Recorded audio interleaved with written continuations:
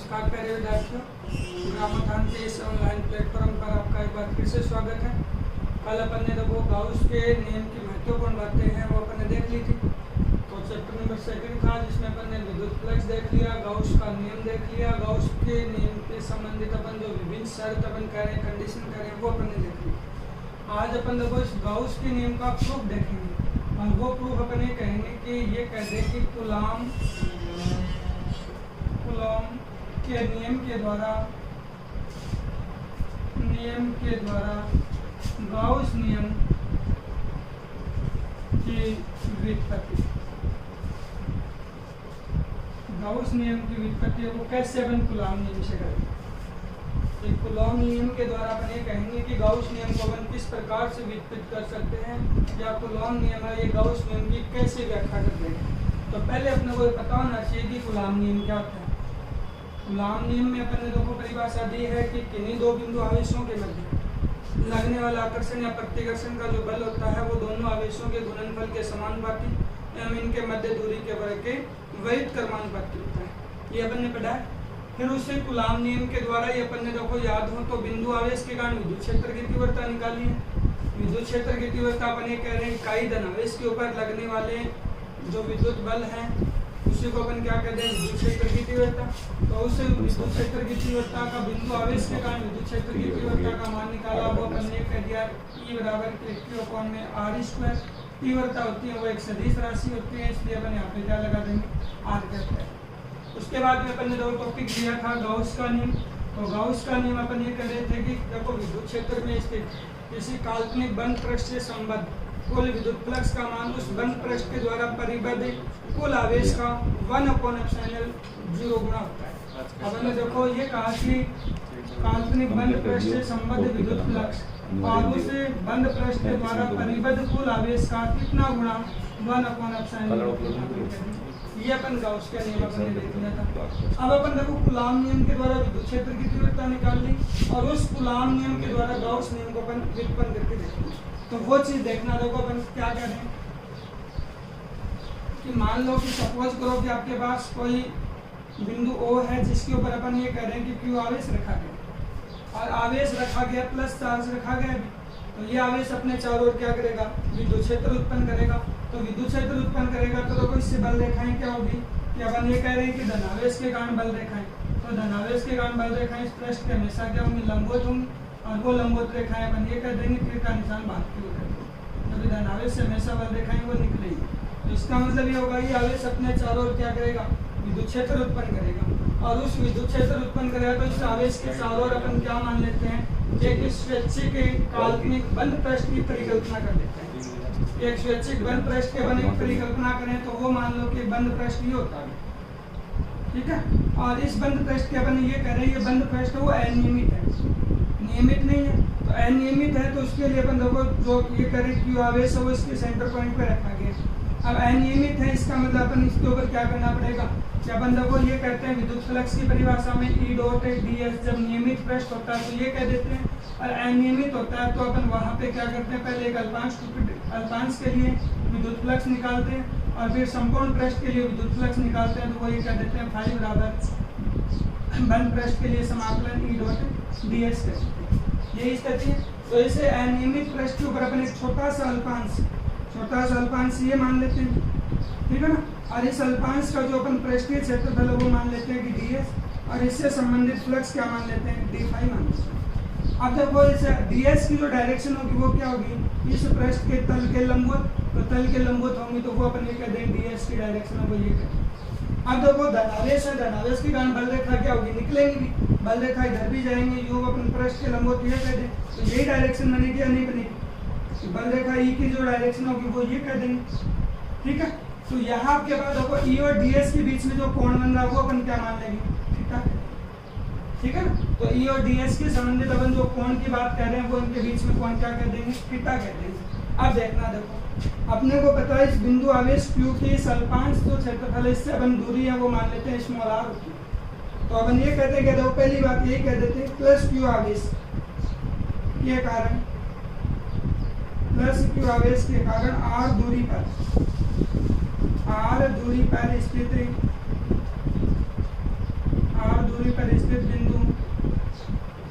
ई पर विद्युत क्षेत्र की तीव्रता, क्षेत्र की तीव्रता, और वो तीव्रता अपन ये लिख देंगे ई वेक्टर से ही लिखें, और ये कह देंगे कि क्यू अपॉन में आर स्क्वायर और ये आर का यही होंगी। और वो अपन देखो यदि यहाँ पे जो बात कह रहे हैं वो पॉइंट वो पी ये मान लोगे। आप समझ से आगे कि यहाँ पर देखो ई तीव्रता वेक्टर फॉर्म में कह रहे हैं तो ये आर कैप क्या होगा, तो आर कैप अपन ये कहेंगे ओपी के और पी को मिलाने वाली रेखा के अनुदिश ये क्या होगा, इकाई सदिश होगा। तो अपन ये लिख देंगे ओपी के अनुदिश, ओपी के अनुदिश इकाई सदिश, इकाई सदिश, और वो इकाई सदिश अपन क्या मान लेंगे, आर कैप मान लेंगे। ठीक है, ये बात अपन देखो ये लिख देंगे। तो याद रखना देखो अपन ने क्या किया अभी, बस केवल एक क्यू आवेश के कारण पी बिंदु के ऊपर विद्युत क्षेत्र की तीव्रता निकालनी। अब इसका देखो अपन यदि मैग्नीट्यूड लें तो मैग्नीट्यूड लेंगे तो ये कह देंगे कि क्यू अपॉन में आर स्क्वायर और आर कैप का मैग्नीट्यूड, तो इकाई सदिश का मैग्नीट्यूड क्या होगा, एक अपन कह देंगे। तो ये स्थिति आपके पास से बन गई, ये आपके पास है आर जो ई का मान होगा क्यू अपॉन में आर स्क्वायर स्थिति ये बन जाएगी। अब देखो अपने को यहाँ पे क्या निकालना कि विद्युत फ्लक्स निकालना है। पहले क्या करेंगे, क्योंकि जो पृष्ठ माना अपने स्वैच्छिक बंद पृष्ठ माना है वो अनियमित माना भी, अनियमित माना तो पहले अपने छोटे से टुकड़े के लिए क्या निकालेंगे, विद्युत फ्लक्स निकालेंगे। फिर संपूर्ण के लिए अपन करेंगे तो क्या कर देंगे, समाकलन कर देंगे। तो छोटे से टुकड़े के लिए अपन ये कर देंगे देखो अल्पांश, अल्पांश क्षेत्र ds के लिए विद्युत फ्लक्स, और ds के लिए विद्युत फ्लक्स क्या होगा d फाई, और d फाई बराबर क्या रहेगा ई वेक्टर डॉट ds। अब यहाँ देखो अपन डॉट हटाएंगे तो अपने को पता है देखो ये लिखते हैं अपन कि a डॉट b होता है, a डॉट b होगा तो क्या करेंगे a का मैग्नीट्यूड b का मैग्नीट्यूड cos ऑफ थीटा। तो यही स्थिति अपन यहाँ पे करेंगे, और वो अपन यहाँ पे डॉट हटाएंगे तो ये क्या होगा e का मैग्नीट्यूड ds का मैग्नीट्यूड और ये cos ऑफ थीटा। अब देखो यहाँ पर ने किसके लिए निकाल लिया, अल्पांश के लिए निकाल लिया। अब e का मैग्नीट्यूड अपन ने तो ये निकाल रखा है, तो ये हो गया डी फाई बराबर ये कह देंगे कि क्यू अपॉन में आर स्क्वायर ये ds और ये क्या जाएंगे cos ऑफ थीटा देंगे। तो ये आपके पास किसका मान हो गया, डी फाई का मान हो गया। अब अपन दो डी फाई का मान हो वो अपन ये कह दें। अब यहाँ पर देखो ये किसके लिए निकला है, केवल इस पृष्ठ के लिए निकला है, अल्पांश जो पृष्ठ मान रहे उसके लिए डी फाई निकाला है, और अपन इस संपूर्ण पृष्ठ के लिए निकाले तो इसका क्या कर देंगे, समाकलन कर देंगे। तो अपन ये लिख देंगे कि देखो अल्पांश के लिए तो ये हो गया, और संपूर्ण पृष्ठ के लिए निकालेंगे तो इसका क्या कर देंगे, समाकलन कर देंगे। तो अब आप ये लिख दोगे तब संपूर्ण स्वैच्छिक बंद पृष्ठ से संबद्ध कुल विद्युत फ्लक्स, और वो विद्युत फ्लक्स देखना रहो कितना हो जाएगा, दोनों और अपन समाकलन कर देंगे। तो वो समाकलन करें तो ये हो गया क्या डी फाई, ये बंद पृष्ठ है, और ये मान कर देंगे कि क्यू अपॉन में आर स्क्वायर ये ds और ये cos ऑफ थीटा।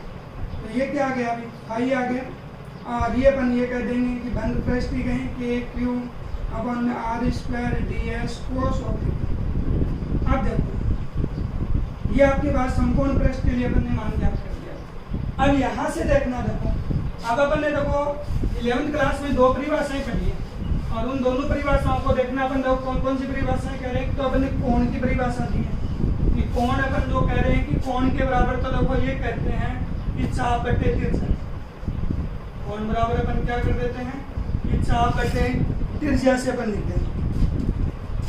कोण के बराबर तो देखो ये कह देंगे कि चाप बटे तिरछा से अपन कह देंगे। एक परिभाषा याद हो तो घनकोण भी अपन कह सकते हैं, घनकोण के बराबर अपन लिखें तो ये कह सकते हैं कि क्षेत्रफल बटे तिरछा का स्क्वायर। ये बात भी अपन घनकोण के बराबर बता सकते हैं, ठीक है ना। तो यहाँ पर देखो एक रेडियन और एक स्टेरेडियन, दो परिभाषाएं देखते हैं, एक रेडियन होता है एक स्टेरेडियन होता है। तो घनकोण का जो मात्रक होता है वो अपन स्टेरेडियन से ही कहते हैं, ठीक है ना। तो वो स्थिति में अपन देखो ये स्थिति है, घनकोण कब बनेगा और कोण कब बनेगा। तो देखो एक अपन ये कहते हैं, जैसे अपन देखो सीधी सी स्थिति देखो अपना बंद पृष्ठ है, वो अपन ऐसा है तो बंद पृष्ठ माना है। तो जैसे आप ये समझोगे तरबूजा होता है अपने पास, और वो तरबूजा वो अपना एक बंद पृष्ठ ही है, और उस तरबूजे को अपन को क्या देखना है कि अपने को ये देखना है कि वो अंदर से लाल है या नहीं है। तो उसके लिए अपन क्या करते हैं, बीच में से शायद इसी प्रकार का एक कट मारते हैं, और वो कट है वो अपन ये कहते हैं ये आपके पास जो कट लगाया वो कट कैसा हो गया, अल्पांश हो गया क्या अपना, ये अल्पांश बन गया। अब देखो यहाँ अपन केंद्र पे, तो केंद्र ओ पे हो गया। अब ये केंद्र पे देखो अपन ये कह दें, ये स्थिति आपके पास जो बनेगी, तो ये जो कोण बन रहा है वो आपके पास क्या बनेगा, ये बनेगा घनकोण बनेगा। अब ये घनकोण आपके पास ये बना है, तो अल्पांश के द्वारा केंद्र के ऊपर आंतरिक जो कोण है वही देखो यहाँ पे ये अल्पांश था, तो इस अल्पांश के द्वारा ये कह देंगे। अब ये एक बात और याद रखना है कि अपन जो बंद पृष्ठ ले रहे हैं वो याद रखना है कि अपन देखने में ऐसा लग रहा है कि अपने पास 2D है, लेकिन 2D नहीं, यहाँ पे अपन ये कहेंगे कि 3D है। और 3D के कारण यहाँ जो कोण बन रहा है वो आपके पास क्या होगा कि अल्पांश के कारण बन रहा है, तो इसको अपन जो घनकोण बन रहा है अल्पांश के कारण इसको क्या मान लेंगे, d ओम से लिखेंगे, ठीक है ना। तो वो अपन अल्पांश के लिए अपन जो कोण करें, तो यहाँ पे देखो कि आपके पास जो स्थिति है, वैसे भी अपन देखना चाहें तो ये भी कर सकते थे। देखो ये आपके पास ds कह रहे हैं, ये e कह रहे हैं, यहाँ से एक लंब डाल दें, यूं अपन देखना चाहते तो ये भी कर सकते थे, एक लंब डाल देंगे तो एक त्रिभुज बन गया। देखो एक त्रिभुज ये बन गया, और इस त्रिभुज में ये भुजा क्या होगी, आधार होगी, और ये क्या हो गया, लंब हो गया, और ये अपने पास क्या होगी, करण होगी। अपने को देखो आधार की ओर, करण का आधार की ओर घटक लेना, तो ये क्या गया, ds cos थीटा। तो ds cos थीटा यहाँ पे देखो ये बना हुआ है, तो ds cos थीटा यहाँ पे अपन क्या लिख सकते हैं, क्षेत्रफल लिख सकते हैं। ds cos थीटा है वो आपके पास क्या लिख देंगे, क्षेत्रफल का अपन आधार के अनुदिश घटक हो गया। तो ये ds cos थीटा जो अपन क्या कर देंगे कि आधार की ओर इसका घटक कर देंगे। भट्टे में देखो यहाँ पे क्या, त्रिज्या का स्क्वायर, तो ये अपन ये क्या लिख देंगे, r स्क्वायर अपन ने लिखा है, तो ये आपके पास क्या होगी, r स्क्वायर, वो अपन त्रिज्या का स्क्वायर है। तो इसका मतलब देखो अपन ये भी कह सकते थे डायरेक्टली, जो बात अपन कहना चाह रहे हैं वो देखो क्या हो गई, फाई बराबर बंद पृष्ठ हो गया, k हो गया, q हो गया, और ये ds cos theta upon r square, ठीक है क्या। तो ds cos थीटा इसको अपन क्या कर देंगे, घनकोण कर देंगे, घनकोण से अपन कह देंगे।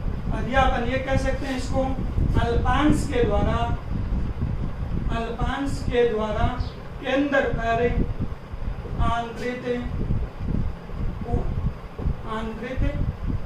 घनकोण, और वो आंतरिक घनकोण क्या होगा, डी फाई अपन कह रहे हैं, और डी फाई का मान क्या कह रहे हैं, ds cos ऑफ थीटा और r स्क्वायर, यही हुआ। तो देखो यहाँ से आपके पास क्या बनी हुई, फाई बराबर ये हुआ क्या, k q, और ये स्थिति आपके पास ये हो जाएंगे बंद पृष्ठ है, और ये जाएंगे ds cos थीटा को मैं घनकोण कर रहा हूँ, तो d ओम से लिख दूंगा, ये हुआ क्या, d ओम। अब अपने को देखो इस d ओम की वैल्यू चाहिए। अपन देखो एक बिंदु है, एक देखो जैसे ये एक बिंदु होता, तो इस बिंदु के चारों ओर तो यूं ही घूमते भी, तो एक बिंदु के चारों ओर जो कोण बनता है वो तो क्या बनता है, 2 पाई बनता है। और एक यहाँ पे घनकोण के द्वारा अपन ये कह रहे हैं आंतरिक, जो अपन अल्पांश के द्वारा केंद्र पे आंतरिक घनकोण होता है वो आपके पास और त्रिविमीय आकृति में, तो इसका मतलब इसका मान क्या होगा, 4 पाई होगा। तो इसका जो अपन मान है वो अपन कितना कह सकते हैं कि देखो घनकोण, तो समकोण पृष्ठ के द्वारा, तो अपन ये कह देंगे देखो समकोण पृष्ठ के द्वारा केंद्र पर आंतरिक घनकोण, और वो घनकोण कितना कह देंगे, ओम से कह देंगे, और ओम की वैल्यू कितनी हो जाएगी, 4 पाई। अब देख लो अपने को बताया कि k है वो क्या है भी, नियतांक है क्या, k है वो वैल्यू अपन देखना, देखो यही कह रहे हैं कि नियतांक है, तो k का नियतांक का समाकलन के बाद आवेश है। अपने को बताया कितना बिंदु जो आवेश रखा है उसकी वैल्यू भी अपन बता सकते हैं। तो फाई बराबर क्या हो गया, k क्यू बाहर निकाल दो, ये क्या हो गया, बंद पृष्ठ d ओम हो गया। तो देखो ये समाकलन, और ये बंद पृष्ठ के लिए अपन कह रहे हैं, तो ये अपन इसको यदि हल करें तो ये क्या आ गया, ओम आ गया क्या।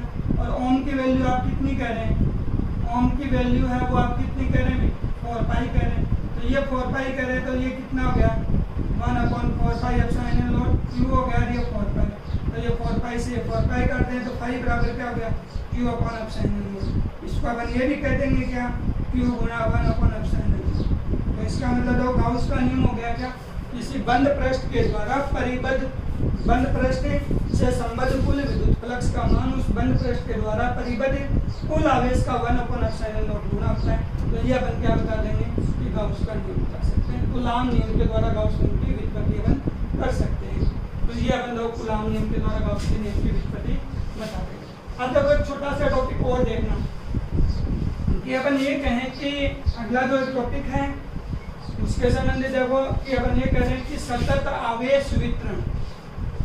वो टॉपिक क्या है अपना? सतत आवेश वितरण। सतत आवेश वितरण क्या होता है? सतत आवेश वितरण का मतलब होगा, अपन ने देखो आवेशों का क्वांटीकरण पढ़ा है, क्वांटमीकरण, ठीक है ना। उसमें अपन ये कह रहे हैं कि एक वस्तु से दूसरी वस्तु में इलेक्ट्रॉनों का स्थानांतरण एक पूर्णांक संख्या के रूप में होता है, और किसी वस्तु के ऊपर उपस्थित मुक्त आवेश इलेक्ट्रॉन के ऊपर आवेश का पूर्ण गुणज होता है। वो अपन ने ये कहा था Q बराबर क्या लिखा था? Q के बराबर ये कह रहे थे प्लस माइनस n का। ये अपन ने क्वांटीकरण के बारे में पढ़ा है। सतत आवेश वितरण में अपन लोगों को ये कहेंगे कि क्वांटिकल जो आवेश होता है उसका वितरण यदि एक समान रूप से है तो उसे आप क्या कह दोगे? सतत आवेश वितरण कहते हैं। ये सतत आवेश वितरण देखो एक समान रूप से तो हो सकता है, देखो एक स्केल के रूप में अपन एक रेखा के रूप में समान रूप से हो, एक पृष्ठ के रूप में इस कमरे के अंदर अपन समान रूप से हो, या एक घन आयतन के रूप में हो। तो इसलिए अपन ये कहते हैं कि सतत आवेश वितरण होते हैं वो एकविमीय हो सकता है। सतत आवेश वितरण क्या होगा? एकविमीय हो सकता है, ये अपन कह सकते हैं द्विविमीय हो सकता है, ये अपन ये कह सकते हैं कि त्रिविमीय हो सकता है। आवेश वितरण की बात अपन कह रहे हैं ना, तो वो अपन ये कह देंगे एकविमीय, द्विविमीय और त्रिविमीय होगा। इन्हीं के आधार पर इसको 3 भागों में बांटा गया, और वो 3 भाग देखो एक बार आप इनको कंबाइंडली देख लो कि रेखीय आवेश वितरण, रेखीय आवेश वितरण की बात अपन करेंगे। दूसरा पृष्ठ अपन ये कहेंगे पृष्ठीय आवेश वितरण, पृष्ठीय आवेश वितरण, और तीसरा अपन ये कह देंगे आयतन आवेश वितरण, आयतन आवेश वितरण। एक बार आज देखो इसकी केवल मैं मौखिकली परिभाषा बता रहा हूँ, विस्तृत रूप में इसको अपन कल पढ़ेंगे। देखो क्या कह रहे हैं, जब अपन आवेश का वितरण किसी छड़ या रेखा के रूप में, आवेश का वितरण किसके रूप में होगा? देखना देखो, जब आवेश का वितरण किसी छड़ या रेखा या फिर तार के अनुदिश है तो वो कौन सा होगा? रेखीय आवेश वितरण होगा। जब आवेश का वितरण क्या होगा? क्षेत्रफल के अनुदिश हो, आवेश का वितरण क्षेत्रफल के अनुदिश हो तो उसे आप क्या कह देंगे? कि पृष्ठीय आवेश वितरण कह देंगे। जब आवेश का वितरण क्या होगा? आयतन के अनुदिश होगा तो उसे आप क्या कह देंगे? आयतन आवेश वितरण कह देंगे, ठीक है ना। क्योंकि ये देखो अपन क्यों पढ़ रहे हैं कि गाउस के नियम की जब अपन एप्लीकेशन पढ़ेंगे तो पहला गुणधर्म देखो इसी के ऊपर है, पहला अनुप्रयोग इसके ऊपर चलेगा, फिर देखो दूसरा और तीसरा गुण जो आपके पास है वो इनके ऊपर चलेंगे, 2 अनुप्रयोग इनके ऊपर होंगे, और फिर वो गोली कोष चालक और ये आपके तीसरा चौथा और आपके बाद वो चौथा पांचवा और छठा, ये आपके पास इस आयतन आवेश वितरण के चलते हैं। 6 अपन इसके देखो अनुप्रयोग पढ़ेंगे, जिनमें देखो रेखीय आवेश वितरण में मैंने कहा जब आवेश का वितरण छड़ रेखा या अपन तार के अनुदिश होगा रेखीय आवेश वितरण कहलाएगा। जब आवेश का वितरण किसी क्षेत्रफल के अनुदिश होगा तो वो क्या कहलाएगा? पृष्ठीय आवेश वितरण कहलाएगा। और जब आवेश का वितरण किसी वस्तु के आयतन के अनुदिश होगा तो उसे आप क्या कह देंगे? आयतन आवेश वितरण कहते हैं, आयतन के अनुदिश, ठीक है ना। ये अपन बता सकते हैं। अब देखो इनके संबंधित रेखीय आवेश वितरण एक शब्दावली काम में लेंगे। देखो छड़ है, रेखा है, तार है, इनकी लंबाई होंगी और आवेश है वो अपन मान लेते हैं Q होता है, तो इनके संबंधित एक शब्दावली काम में ले रहे हैं, रेखीय आवेश घनत्व, आवेश घनत्व लैम्डा से कह देंगे, रेखीय आवेश घनत्व, तो वो अपन क्या कहते हैं? लैम्डा से। तो ये कह देंगे देखो किसी तार या किसी रेखा या किसी छड़ की प्रति इकाई लंबाई पर उपस्थित कुल आवेश की मात्रा क्या कहलाएगी? रेखीय आवेश घनत्व कहलाएगी। जैसे देखो ये स्केल ही होता है, इस स्केल के ऊपर यहाँ देखो मैं कहता हूँ कि प्लस प्लस आवेश पूरे पे वितरित होते हैं, तो इसकी कोई लंबाई है क्या? तो इसकी प्रति इकाई लंबाई पर उपस्थित कुल आवेश की मात्रा क्या कहलाएगी? रेखीय आवेश घनत्व कहलाएंगी। तो अपन ये कह देंगे कि लंबाई बटा क्षेत्रफल हो गया, सॉरी देखो आवेश बटा लंबाई, आवेश बटा लंबाई है वो क्या बन गई? रेखीय आवेश घनत्व है। इसी देखो छड़ रेखा या तार की प्रति इकाई लंबाई पर उपस्थित कुल आवेश की मात्रा क्या कर लेंगे, रेखीय आवेश घनत्व कर लेंगे। ऐसे देखो क्षेत्रफल है तो क्षेत्रफल को एस से कह दे और आवेश की मात्रा क्या कह दे, क्यू कह दे। तो अपन ये कह देंगे प्रति एकांक क्षेत्रफल पर उपस्थित कुल आवेश की मात्रा क्या कर लेंगे, पृष्ठीय आवेश घनत्व कह लेंगे। एक शब्दावली काम में लेंगे, पृष्ठीय आवेश घनत्व, और वो क्या हो जाएगा, सिग्मा से कह देंगे। तो ये क्या हो जाएंगे, प्रति एकांक क्षेत्रफल पर उपस्थित कुल आवेश की मात्रा। तो ये होगी क्या, तो ये पृष्ठीय आवेश घनत्व बन जाएगा। तीसरी परिभाषा देखना, शब्दावली है आयतन आवेश घनत्व। नाम से देखो, आयतन आवेश घनत्व। परिभाषा बोलो क्या हो जाएंगी, कि प्रति एकांक आयतन पर उपस्थित कुल आवेश की मात्रा, प्रति एकांक आयतन पर उपस्थित कुल आवेश की मात्रा क्या करेंगे, आयतन आवेश घनत्व करेंगे। अब बात आई देखो इसकी, इन तीनों के देखो एक साथ ही देख लें, इसकी यूनिट देखो। इसका देखो यूनिट अपन कहेंगे तो आवेश का मात्रा कूलाम, लंबाई का मात्रा क्या हो गया, मीटर। तो कूलाम प्रति मीटर क्या हो गई, इसकी यूनिट होगी। पृष्ठीय आवेश घनत्व, इसकी यूनिट देखेंगे तो इसका देखो मात्रा क्या बनेगा, क्या हो जाएगा, आवेश का मात्रक कूलाम, क्षेत्रफल का मात्रक मीटर स्क्वायर। ठीक है ना, कूलाम प्रति मीटर स्क्वायर हो गया। जो आयतन आवेश घनत्व रो से कह रहे हैं, और रो से कहेंगे तो आवेश का मात्रक है कूलाम और आयतन का मात्रक मीटर क्यूब, तो कूलाम प्रति मीटर क्यूब होगा। ऐसे अपन इनके विमीय सूत्र बता सकते हैं। देखो आवेश की विमा A1 T1, लंबाई की विमा L1, तो ये क्या होगी, M0 L-1 T1 और A1। आपके पास किसकी विमा होगी, रेखीय आवेश घनत्व की विमा होगी। ऐसे इसकी विमा रखो, आवेश की विमा A1 T1, क्षेत्रफल की विमा L2, तो M0 L-2 T1 A1 किसकी विमा होगी, पृष्ठीय आवेश घनत्व की विमा होगी। फिर अगला देखो टॉपिक, आयतन आवेश घनत्व, इसकी विमा देखना। देखो आवेश की विमा A1 T1, क्षेत्रफल की विमा L3, तो ये क्या हो गया, M0 L-3 T1 A1, ये इसकी विमीय सूत्र हो जाएंगे। तो इन तीनों के अपन विमीय सूत्र भी बता सकते हैं। ठीक है ना, तो ये अपन देखो सतत आवेश वितरण के बारे में पढ़ लेंगे। कल इनके संबंधित देखो विद्युत क्षेत्र की तीव्रताएं, तीव्रताओं का जो व्यंजक होगा वो क्या होगा, और अल्पांश के कारण लगने वाले जो बल होंगे वो क्या होंगे। इन्हीं से आगे देखो अपन रेखीय आवेश घनत्व, पृष्ठीय आवेश घनत्व और आयतन आवेश घनत्व को, इनको थोड़ा सा और विस्तृत रूप में पढ़ेंगे।